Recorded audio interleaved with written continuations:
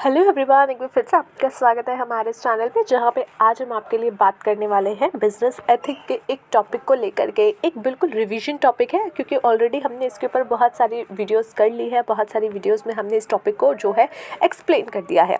तो this is going to be only one छोटा सा एक्सप्लेनर कि भाई पूरा एक रिविजन के तौर पर कौन सा टॉपिक डिस्कस करेंगे। यहाँ पे बिजनेस एथिक का मतलब जानेंगे, एज वेल एज कितने टाइप के आपके बिजनेस एथिक्स हो सकते हैं उसके बारे में समझेंगे। देखिए, बिजनेस एथिक्स, आपने जैसे कि नाम सुना बिजनेस एथिक, बिजनेस में एथिक्स को यहाँ पे इन्वॉल्व किया जाता है। जैसे आप अपने आम जीवन में भी कई चीज़ें नहीं करते होगे, आपको लगता होगा कि नहीं यार ये मैं नहीं करूँगा, ये मेरे प्रिंसिपल्स के अगेंस्ट है, ये मेरे मॉरल्स के अगेंस्ट है, या फिर ये मेरे जो पॉलिसीज़ है, जो मेरी वैल्यूज़ है मेरी या मेरी फैमिली की, उसके अगेंस्ट ये चीज़ है, तो मैं ये चीज़ नहीं करूँगा। उसी तरीके से बिज़नेस में भी कई चीज़ें ऐसी होती हैं जो कि उनकी पॉलिसीज़ के, जो कि उनके जो है नॉर्म्स के या फिर उनकी वैल्यूज़ के अगेंस्ट होती हैं। तो यहाँ पे जो वैल्यूज़, यहाँ पे जो पॉलिसीज़, यहाँ पे जो मोरल प्रिंसिपल्स एक बिज़नेस में जो है कैरी ऑन किए जा रहे हैं या अपनाए जा रहे हैं, उसको बिज़नेस एथिक्स बोला जाता है। कि भैया ये बिज़नेस एथिक्स हैं, बिज़नेस के एथिक्स हैं, उनके खुद के बिज़नेस के एथिक्स, कि भाई ये प्रिंसिपल्स वो फॉलो करेंगे, ये पॉलिसीज़ फॉलो करेंगे। और इस तरीके से वो क्या करते हैं, बिज़नेस की जो भी एक्टिविटीज़ होती है उसमें कहीं ना कहीं बिज़नेस एथिक का एक बड़ा रोल होता है कि हमें बिज़नेस में ये एक्टिविटीज़ नहीं करनी। ऐसा नहीं है कि हम दूध में पानी मिला के बेचेंगे, क्योंकि वो हमारे प्रिंसिपल्स नहीं हैं। तो इस तरीके से बिज़नेस में एथिक्स यहाँ पे कहीं ना कहीं बहुत ज़्यादा कवर करता है। कई सारी बिज़नेस एक्टिविटीज़ को गवर्न किया जाता है बिज़नेस एथिक्स के द्वारा। कई चीज़ें ऐसी होती हैं जो बिज़नेस एथिक्स के अगेंस्ट अगर लगती हैं तो उसको हटा दिया जाता है, उसको बिज़नेस में फिर कैरी ऑन नहीं किया जाता। यहाँ पे जो है जो लीगल रिक्वायरमेंट आपकी है, क्योंकि देखो हर देश में जो है कुछ लीगल रिक्वायरमेंट होती है बिज़नेस की, जो कि उन्हें अपनानी पड़ती है। लेकिन बिज़नेस एथिक्स जो है वो लीगल रिक्वायरमेंट से भी ज़्यादा होती है, क्योंकि लीगल रिक्वायरमेंट एक ऐसी चीज़ है जो कि कुछ पॉइंट्स पे बनाई जाती है कि भाई ये आप नहीं करोगे, अदरवाइज़ लोगों को प्रॉब्लम होगी या फिर कहीं और जगह प्रॉब्लम होगी, या ये सब चीज़ें आपको फॉलो करनी पड़ेगी, क्योंकि ये गवर्नमेंट के रूल्स हैं।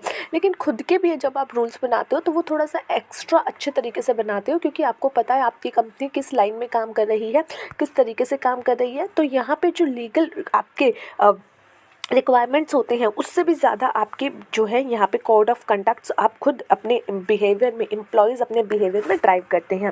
बिजनेस एथिक्स जो है यहाँ पे कंसर्न होते हैं एथिकल डायलेमिया से और कंट्रोवर्शियल इश्यूज से, जो कि आपकी कंपनी फेस करती हैं। सबसे पहले आपका जो टाइप्स ऑफ बिजनेस एथिक्स में आता है वो आता है पर्सनल रिस्पॉन्सिबिलिटी। भैया कितने के टाइप के जो है बिजनेस एथिक्स हो सकते हैं, बिजनेस एथिक्स में कितनी कितनी चीज़ें आपको दिख सकती है।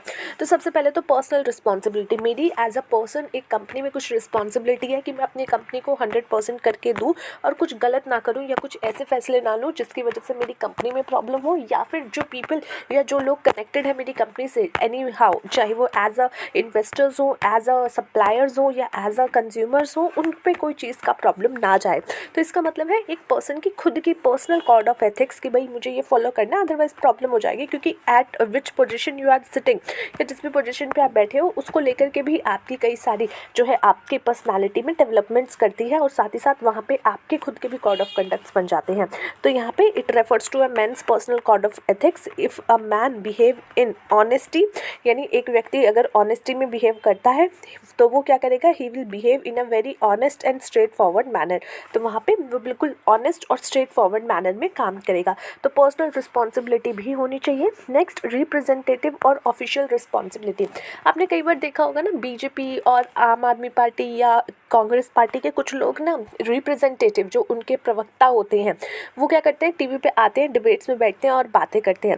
लेट्स सपोज किसी ने उसमें से एक व्यक्ति ने जूता निकाल करके किसी दूसरे पार्टी को मार दिया, ठीक है। तो यहाँ पे क्या होगा कि कांग्रेस के या फिर इसके या फिर उसके प्रवक्ता ने ऐसा किया। Means what it means is when you are talking to someone else in the market, so you are representing your company. आप सिर्फ अपने नाम से नहीं जाते, mister X, mister Y, mister Z नहीं होते हो आप पूरा एक कंपनी को रिप्रेजेंट कर रहे होते हो। तो वहाँ पे रिप्रेजेंटेटिव जो व्यक्ति होता है उसको खुद के कुछ एथिक्स ज़्यादा तरीके से फॉलो करने पड़ते हैं। अब आप देखिए, किसी भी पार्टी का, कोई भी XYZ पार्टी का आप देख लीजिए, जैसे हम अभी बीजेपी को ही ले लेते हैं, उसके बाकी के लोग शायद हो सकता है कुछ गलत टिप्पणी कर दे, लेकिन जो टॉप प्रायोरिटी पे व्यक्ति बैठा हुआ है, जो कि उस पार्टी को रिप्रेजेंट कर रहा है, मोदी जी, उसके अंदर आपको एक अलग स्टेटस या एक अलग code of conduct, code of ethics वहाँ पे आपको दिखेंगे। तो उसी तरीके से जब एक कंपनी में आप एक रिप्रेजेंटेटिव के तौर पे काम कर रहे हो, ऑफिशियल आपकी जो है रिस्पॉन्सिबिलिटीज़ है, तो ऑफिशियली आप रिस्पॉन्सिबल हो, तो वहाँ पे आपके कुछ और कोड ऑफ कंडक्ट्स होते हैं। जैसे लेट्स सपोज आप कहीं जाओगे, कोई प्रॉब्लम आ गई है या आपको कहीं पे अपनी कंपनी को रिप्रेजेंट करना है, तो वहाँ पे आपकी जो है एथिक्स थोड़े से और अलग होंगे, थोड़े और ज़्यादा हो जाएंगे कि नहीं नहीं, हम तो अपनी कंपनी में ऐसी चीज़ें फॉलो करते हैं जिससे किसी को कोई प्रॉब्लम्स ना हो। सो एक मैनेजर का एक्शन जो है वो आपको रिप्रेजेंट करेगा वहाँ पे, दैट पोजिशन ही होल्ड और the officer he occupies rather than his personal beliefs. ठीक है, उसके पर्सनल बिलीफ से ज़्यादा आपको दिखेगा, रिप्रेजेंट करेगा जो भी उसकी पोजीशन होगी उसके अकॉर्डिंग में। This is so because the manager represent the business, क्योंकि मैनेजर क्या करता है, बिजनेस रिप्रेजेंट करता है। He has to follow the rules and regulation of the business, business के जो भी रूल्स एंड रेगुलेशन है वो उसको फॉलो करने पड़ेंगे। मैनेजर यहाँ पे जो है may want to do something but the regulation may forbid him. यहाँ पे हो सकता है कि मैनेजर का कुछ मन कर रहा हो कि यार ये कर लेते हैं, बट बिकॉज वो ऐसे पोजीशन पे है तो वहाँ पे कंपनीज के जो भी रेगुलेशंस होंगे वो उसको रोक देंगे, या फिर उसकी वजह से उसको रुकना पड़ जाएगा और उसकी वजह से उसके हाथ यहाँ पे बंधे हो सकते हैं, बिकॉज वो एक ऐसी पोजीशन पे बैठ गया है। राइट, नेक्स्ट चलते हैं आपके नेक्स्ट पॉइंट पे, दैट इज़ पर्सनल लॉयल्टीज़। अब यहाँ पे समटाइम्स क्या होता है, पर्सनल लॉयल्टी भी जो है एक स्ट्रॉन्ग एक होता है आपका एथिकल स्टैंडर्ड, क्योंकि आपकी पर्सनली लॉयल्टी भी बहुत ज़्यादा मैटर करती है। अरे छोड़ना, कंपनी का ही तो काम है, कंपनी कौन सा हमें लाखों रुपए दे रही है। एक व्यक्ति ये सोच सकता है और एक व्यक्ति ये सोच सकता है नहीं यार, कंपनी मेरी रोजी रोटी यहाँ से आ रही है तो मैं इसके साथ दगाबाजी नहीं करूँगा या इसके साथ कुछ गलत नहीं करूँगा। सो दीज आर सब पर्सनल लॉयल्टीज़, जो कि आपकी पर्सनल लॉयल्टीज़ हैं, जो कि बहुत स्ट्रॉन्ग होती है और आपके एथिकल स्टैंडर्ड्स में बहुत ज़्यादा अप्लाइड हो जाती है। आपको बहुत ज़्यादा एक तरीके से आपकी एथिक्स को बनाती है। और यहाँ पे आप जो है पर्टिकुलरली इंडिविजुअल के तौर पे may not be applied when acting towards a particular individual. Personal loyalties में इंक्लूड होता है लॉयल्टी अपने सबॉर्डिनेट्स की तरफ, अपने सुपीरियर की तरफ, कि भाई नहीं कोई नया व्यक्ति आया उसको सिखाना है ताकि कंपनी का बेटरमेंट हो, तो वो आपका पर्सनल लॉयल्टी है। अपने सुपीरियर की तरफ कि नहीं यार बॉस को भी काम करके देना है क्योंकि यहीं से सैलरी आ रही है, तो वो भी आपकी पर्सनल लॉयल्टी है।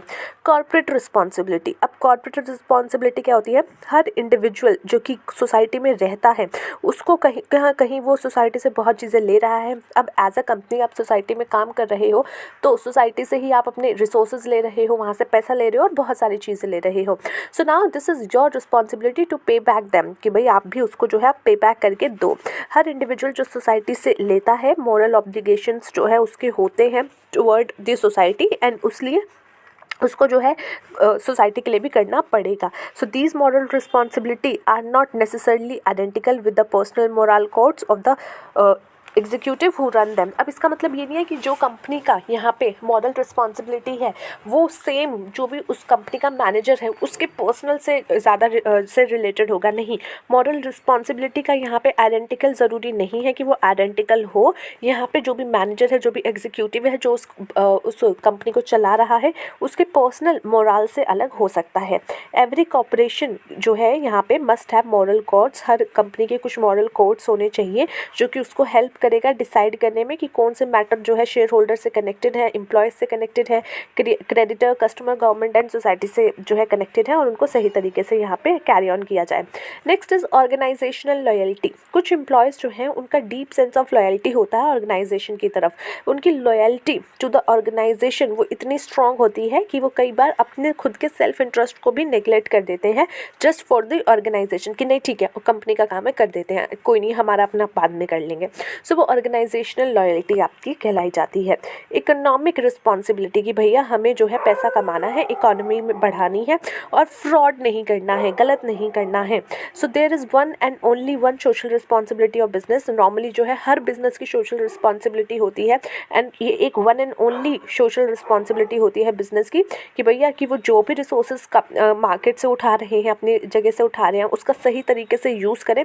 ऐसा नहीं है कि कोयले का भंडार मिल गया है तो उसको आगे लगा दोगे, नहीं। वो एक ऐसा प्रोडक्ट्स है जो कि लिमिटेड रिसोर्सेज है, तो उसको सही तरीके से यूज़ करें। इकोनॉमी में आग मत लगा दो और वहाँ के रिसोर्सेज को गलत तरीके से यूज़ मत करो, ठीक है। बिल्कुल खाते मत रहो, उसको थोड़ी तरीके से सही तरीके से यूज़ करो। To use it resources effectively and engage in activity design to increase profit without deception और फ्रॉड। और साथ ही साथ सही रिसोर्सेज का यूज़ करके अपना प्रॉफिट अर्न करो विदाउट फ्रॉड के, ठीक है। ये आपकी इकोनॉमिक रिस्पॉन्सिबिलिटी होती है। Next is technical morality in any country, किसी भी कंट्री में जो स्टेट ऑफ टेक्नोलॉजी होता है वो बहुत ज़्यादा इंपॉर्टेंट रोल प्ले करता है कि भैया कौन से प्रोडक्ट एंड कैसे सर्विसेज को जो है प्रोड्यूस किया जाएगा उस तरीके में। जैसे पहले हाथ से चीज़ें बनाई जाती थी, पर टेक्निकली चीज़ें चेंज हुई, टेक्नोलॉजीज़ आई, फिर नई नई मशीनें आई, फिर उसकी वजह से क्या हुआ, प्रोडक्ट्स एंड सर्विसेज बनाने का, प्रोसीड करने का, प्रोड्यूस करने का तरीका बदल गया। टेक्नोलॉजिकल इन्वायरमेंट जो है इन्फ्लुएंस करता है ऑर्गेनाइजेशन को in terms of investment in technology, consist application of technology and effect of technology. यानी कि ये जो टेक्नोलॉजिकल इन्वायरमेंट है वो आपको कैसे इन्फ्लुएंस करेगा एज एन ऑर्गेनाइजेशन, कि आप जो है क्या इन्वेस्टमेंट करोगे टेक्नोलॉजी में, कैसे उसको एप्लीकेशंस को जो है कंसिस्टेंट रखोगे टेक्नोलॉजी की, और उसका क्या इफेक्ट होने वाला है।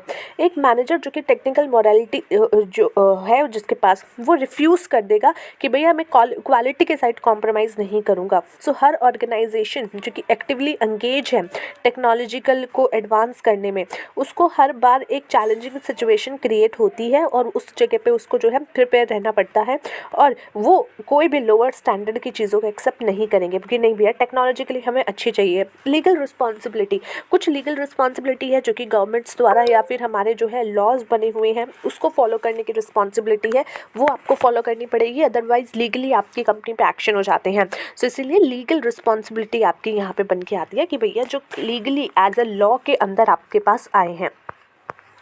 So that is it for today guys. Let's see you in the next video. Till then, take care of yourself and take care of your health. Bye.